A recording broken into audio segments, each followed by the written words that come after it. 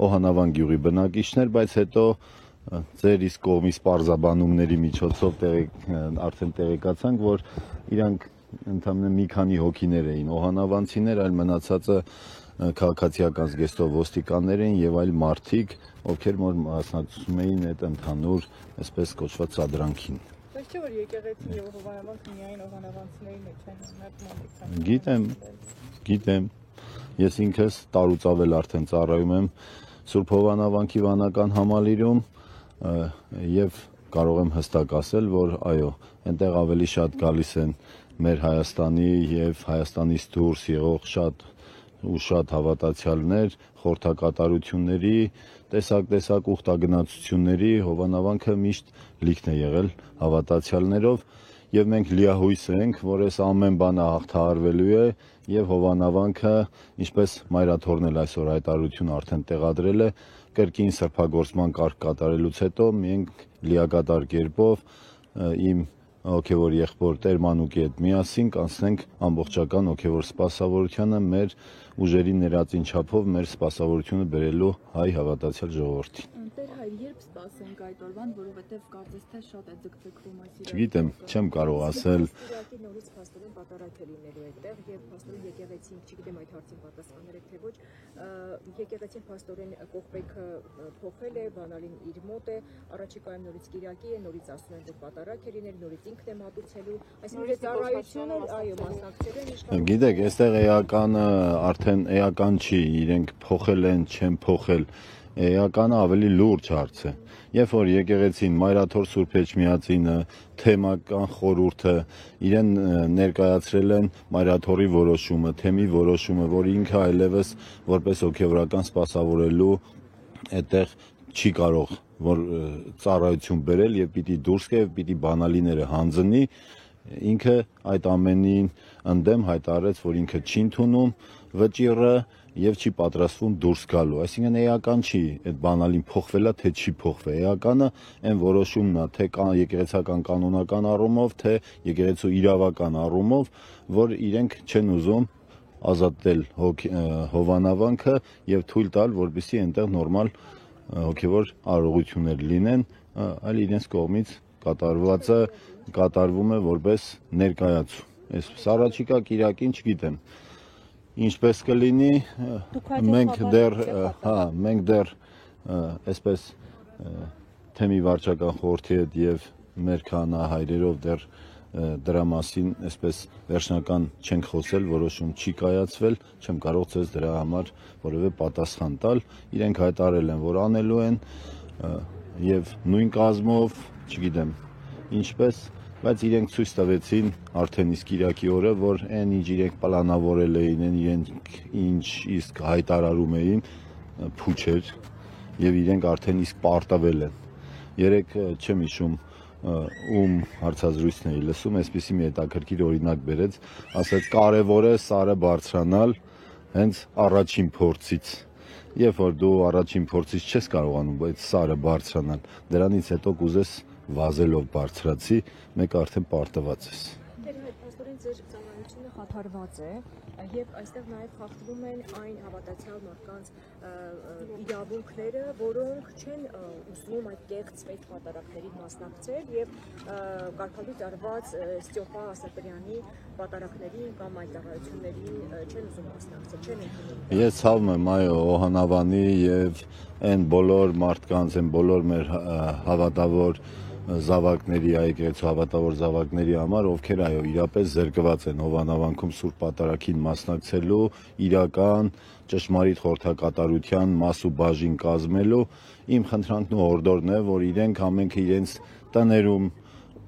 միշտ աղոթքի մեջ լինեն, եթե հնարավորություն ունեն այլ եկեղեցիներում մասնակցեն պատարագի, Աստուծով զորանան, ամուր լինեն, որպեսզի մենք միասնաբար այս փորձությունը հաղթահարենք։ Դուք վերջին անգամ երկուշաբթի եք, չէ՞։ Ես, այո, 2 օր առաջ եմ եղել, ուղղակի մտել եմ իրեր վերցնելու համար,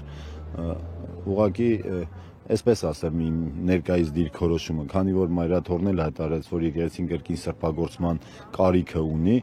այսինքն այնտեղ հիմա ծեսեր կատարելն էլ ճիշտ չի լինի։ Դրա համար իմ հորդորն է բոլոր նրանց, ովքեր ունեն նշանակված ծիսակատարություններ իմ խնդրանքն է, որպեսզի գնան ուրիշ եկեղեցիներ կամ թող կապնվեն ինձ հետ, ես կօգնեմ ինձ, ինչով որ կարող եմ։ Կան այդպիսի արարողություններ, որ իմ խնդրանքով տեղափոխել ենք այլ եկեղեցիներ կատարելու, որովհետև այդպիսի միջավայրում անդադ կարծես հսկողության տակ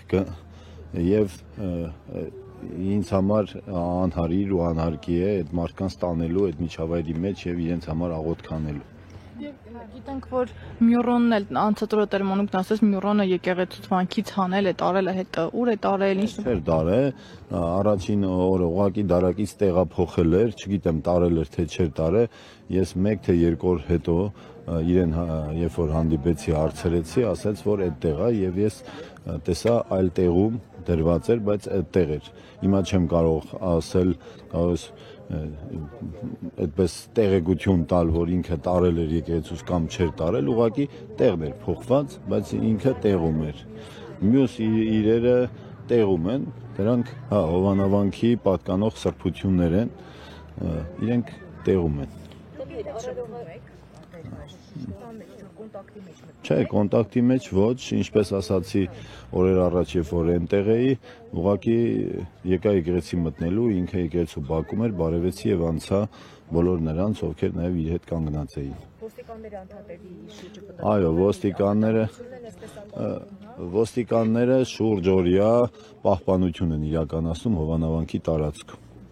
Արարողագիրքն էլ ասացիք, որ իր մոտ այսքան վստահ պայմանավորվածություններ կան տարբեր ժամանակներում, դուք չգիտեք հիմա ով հետ երբ ինչ եք պայմանավորվել։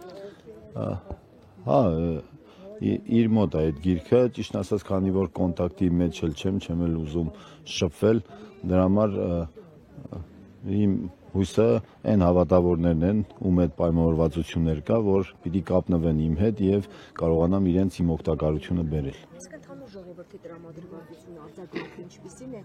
դեպի այս կողմն են, թե այն կողմը մեծ մասամբ եթե։ Հիմա ես չեմ կարող ամբողջ ժողովրդի անունից խոսել, ես կարող եմ խոսել այն ժողովրդի անունից, ում հետ իրապես շփումներ ունեցել եմ։ Այն գյուղերում, որտեղ ես տարիներ ի վեր իմ հոգևոր սպասավորությունը կատարել եմ, այդ ժողովուրդը մայրաթորի կողքին է, ուղիղ է, հավատքով, ամուր է իր տեղում է, շատ անգամներ իրենք ասում են մինչև այն, որ ես անդադ այն օրեր տեսակ, որ միշտ այնտեղ էի լինում, անդադ ինձ զանգում էին, իրենց աջակցություն էին հայտնում, ուզում էին գալ իմ կողքին լինել, ես շատ անգամներ չեմ թողել, որ գան, որտեղ մանավանդ մեծամասամբ երիտասարդներ էին հարցնողները, ես մտավախություն եմ ունեցել, որ կարող է սադրեն եւ իրենք անհարկի իմ պատճառով նեղությունների մեջ ընկնեն, ես չեմ թողել, որպեսզի գան։ Տեխնիկ, այդ նշված պատարագի օրը այնտեղ դպիրներ, ծառայողներ կային, որոնք սովորաբար իրենց թույլ տրվում է խորան բարձրանալ, ովքեր էին, որոշակի հոգևոր ճանապարհ անցնելուց կարող են խորանում հայտնվել մարդիկ։ Ուրեմն այսպես է դպիրների հոգևոր սպասավորության կարգը, մենք բոլոր քահանայերերս ունենք մեր կողքին եղող տարբեր տարիքի սպասավորներ, մանուկներ, փոքրիկ երեխաներից սկսած մինչև մեծահասակ մարդիկ, մենք շփվում ենք, ծանոթանում ենք, իրենք անցնում են որոշակի ուսուցման ճանապարհ եւ երբ որ իրենք իրենց համաձայնությունը, պատրաստակամությունը բերում են այդ ամեն ինչը սովորելու, գիտենալու եւ իրենց ծառայությունը բերելու եկեղեցում, մենք թեմակալ առաջնորդի օրհնությամբ իրենց թույլ ենք տալիս մասնակից դառնալու թե ժամերգություններին, թե պատարակներին, 2 անգամ շատ մեծ թվով պատանիների ու երիտասարդների համար կազմակերպվեց դպրական ձեռնադրություն թեմակալ առաջնորդի Մկրտիչ Սրբազանի ձեռամբ իրենց տրվեց դպրության աստիճան եւ իրենք մեզ հետ սպասավորում էին։ Մենք ունենք մանուկներ եկեղեցում Հովանավանքում ծառայող, բայց այդ օրը կային նաեւ մեծահասակներ, ովքեր խորանին սպասավորում են, ես իրենց անձամբ չեմ ճանաչում եւ չգիտեմ իրենց անցած ուղին։ Այդ չգիտեմ, ինչ ասես կարող է լինել, ես անձնապես որևէ մեկին չեմ ճանաչում եւ իրենց համար որևէ մի բան չեմ կարող ձեզ ասել։ Երգչախումբը նույնպես գյուղի երեխաներից կազմված երգչախումբ էր, որ Հովանավանքում իր ծառայություններ բերում, բայց ես ճիշտն ասած տեսանյութերը չեմ նայել եւ չեմ տեսել այդ օրը երգչախմբում ովքեր էին կանգնած։